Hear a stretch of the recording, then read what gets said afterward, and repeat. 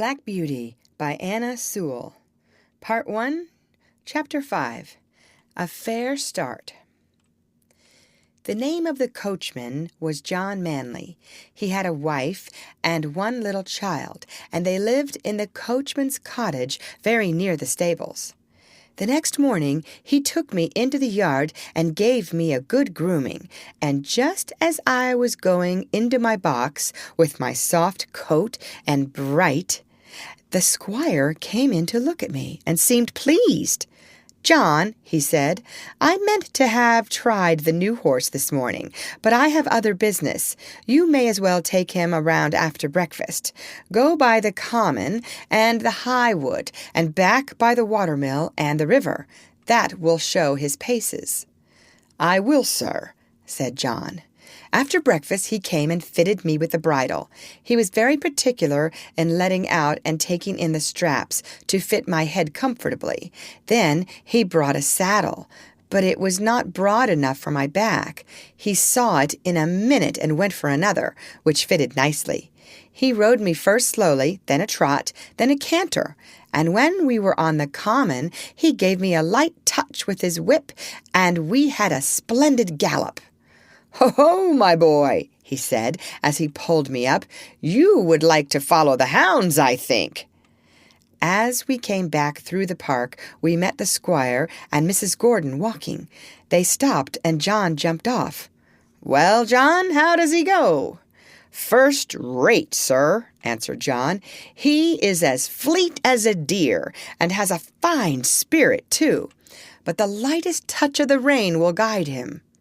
Down at the end of the common, we met one of those traveling carts hung all over with baskets, rugs, and such like, sir. Many horses will not pass those carts quietly. He just took a good look at it and then went on as quiet and pleasant as could be. They were shooting rabbits near the highwood, and a gun went off close by.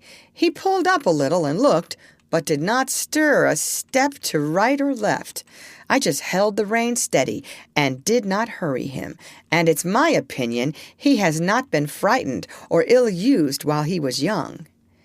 "That's well," said the squire. "I will try him myself tomorrow." The next day I was brought up for my master. I remembered my mother's counsel and my good old master's, and I tried to do exactly what he wanted me to do. I found he was a very good rider, and thoughtful for his horse, too. When he came home, the lady was at the hall door as he rode up. "Well, my dear," she said, "how do you like him?" "He is exactly what John said," he replied. "A pleasanter creature I never wished to mount. What shall we call him?" "Would you like Ebony?" said she. "He is as black as ebony." "No, not Ebony." "Will you call him Blackbird, like your uncle's old horse?" "No, he is far handsomer than old Blackbird ever was." "Yes," she said, "he is really quite a beauty, and he has such a sweet, good-tempered face, and such a fine, intelligent eye. What do you say to calling him Black Beauty?" "Black Beauty? Why, yes, I think that is a very good name. If you like, it shall be his name." And so it was. When John went into the stable, he told James that master and mistress had chosen a good, sensible English name for me. That meant something. Not like Marengo or Pegasus or Abdallah. They both laughed, and James said, "If it was not for bringing back the past, I should have named him Rob Roy, for I never saw two horses more alike." "That's no wonder," said John. "Didn't you know that Farmer Gray's old Duchess was the mother of them both?" I had never heard that before, and so poor Rob Roy, who was killed at that hunt, was my brother. I did not wonder that my mother was so troubled. It seems that horses have no relations. At least, they never know each other after they are sold. John seemed very proud of me. He used to make my mane and tail almost as smooth as a lady's hair, and he would talk to me a great deal. Of course, I did not understand all he said, but I learned more and more to know what he meant and what he wanted me to do. I grew very fond of him. He was so gentle and kind. He seemed to know just how a horse feels. And when he cleaned me, he knew the tender places and the ticklish places. When he brushed my head, he went as carefully over my eyes as if they were his own, and never stirred up any ill temper. James Howard, the stable boy, was just as gentle and pleasant in his way, so I thought myself well off. There was another man who helped in the yard, but he had very little to do with Ginger and me. A few days after this, I had to go out with Ginger in the carriage. I wondered how we should get on together, but except laying her ears back when I was led up to her, she behaved very well.